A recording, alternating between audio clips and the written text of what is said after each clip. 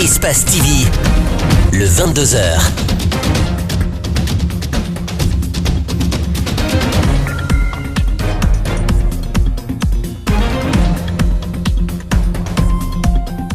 Bonsoir à tous. À la une de l'actualité nationale, les opérations de déguerpissement à Kapororaï se poursuivent et plus les jours passent, plus l'anxiété grandit. Sur le terrain, ce soir, nous nous intéressons au cas des unités industrielles implantées sur les lieux et qui sont appelées à quitter dans les 72 heures. Ce sera notre grand format du jour. Les distributeurs des chaînes dans les quartiers ne sont plus à mesure d'assurer la fourniture d'images. Ils ont été déconnectés de leurs clients et leur matériel importé par des agents.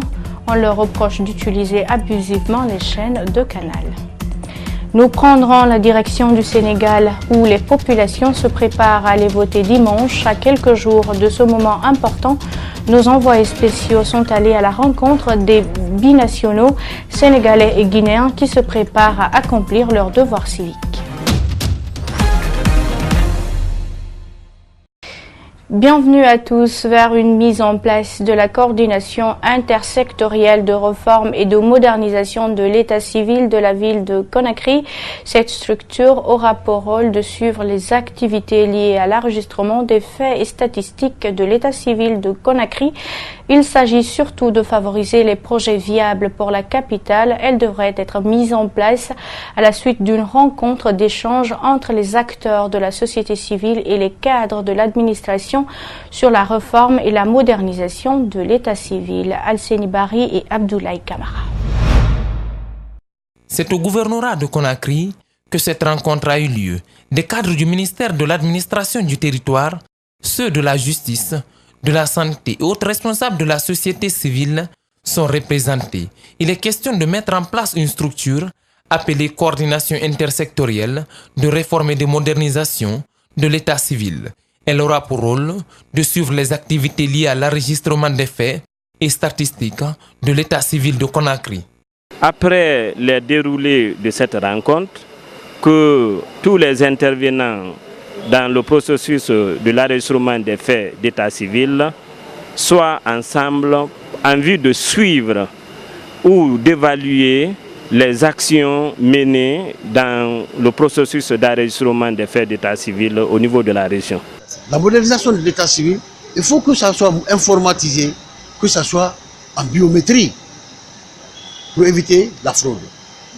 L'état civil met en relief donc tous les acteurs intervenant dans la société, précise le représentant du gouverneur pour la circonstance. Notre devoir, c'est de véhiculer des informations, d'associer les acteurs qui sont au niveau des communes aujourd'hui.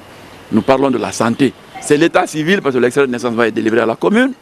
Et celui qui a raté la déclaration de naissance ou l'extrait de naissance se retrouvera à la justice, donc le ministère de la Justice. Il y a même le PROGEM. L'état civil est fondamental pour une nation.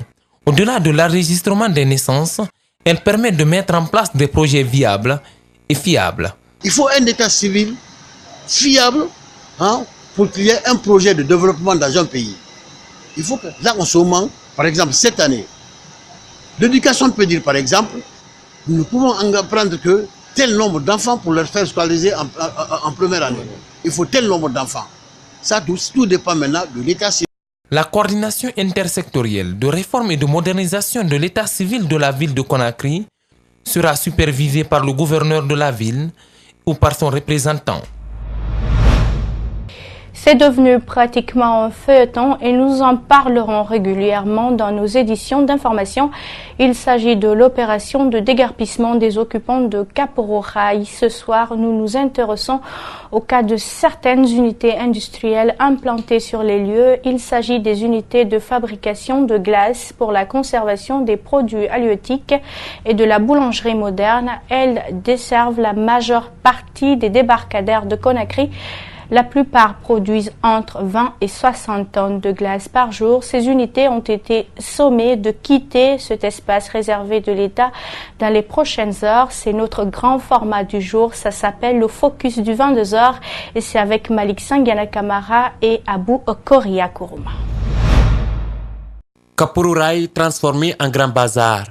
Sur les lieux sont installées des unités de production de glace destinées à la conservation des produits halieutiques.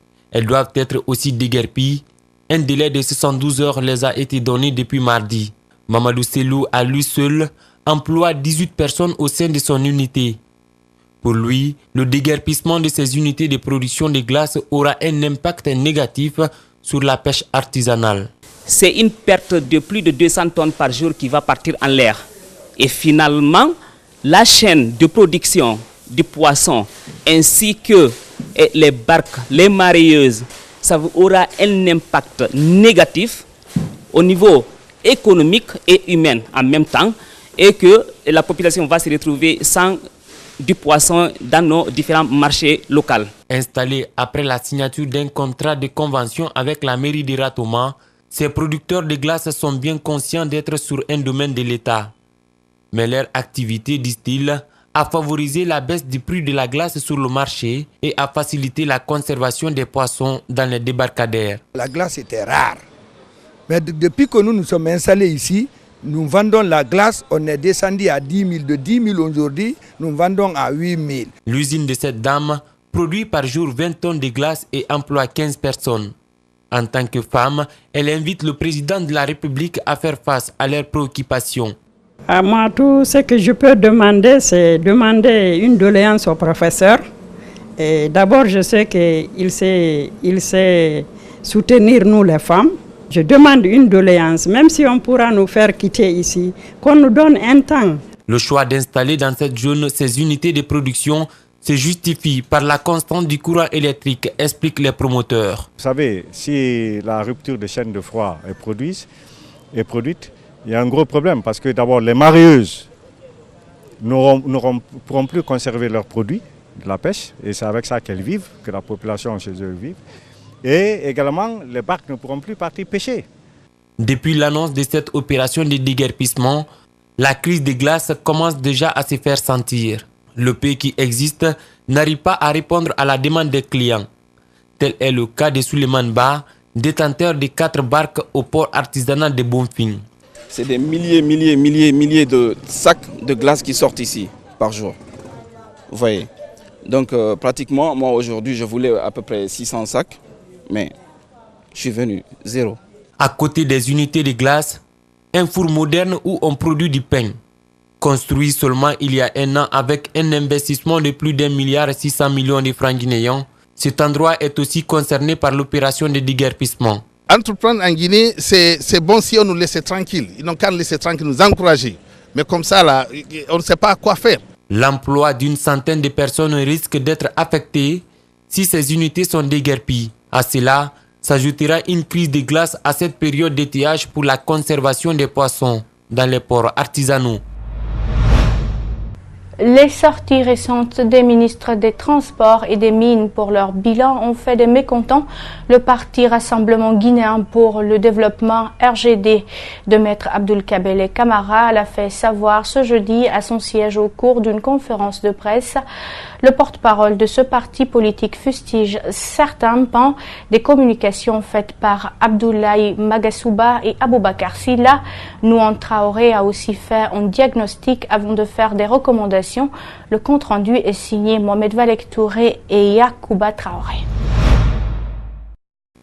Le Rassemblement guinéen pour le développement RGD de Maître Abdoul-Kabele Camara fustige et souligne des incohérences manifestes dans les différentes conférences de presse des ministres initiées depuis quelques semaines pour faire leur bilan.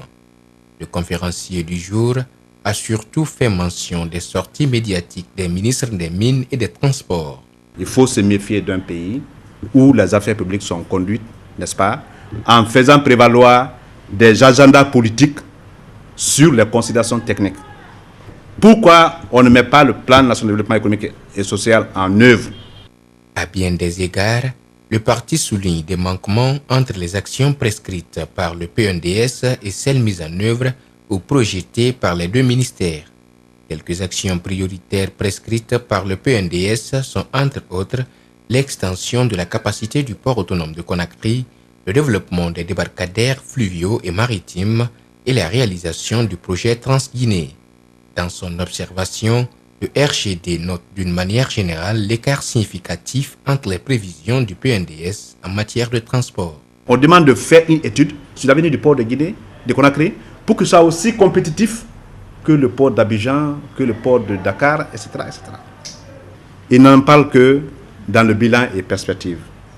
Dans le domaine des mines, on note l'adoption du code minier, la mise en œuvre des mesures relatives aux relations communautaires et du contenu local, le renforcement des capacités de surveillance des règles de transparence et d'intégrité. Est-ce un feu de paille? Le RGD affirme que dans le volet minier, le département s'est écarté de la mise en œuvre du PNDS. Ceux qui ont élaboré ont cru devoir faire en sorte que le code minier, cette application soit élaborée. 3 ans après l'élaboration du PNDS, le ministre ne fait aucune allusion à cette nécessité. Face à l'ampleur des défis relevés dans la gouvernance des 2 secteurs porteurs de croissance, le Rassemblement guinéen pour le développement propose l'application effective du PNDS par l'ensemble des départements concernés pour éviter le pilotage en vue de la conduite des actions gouvernementales.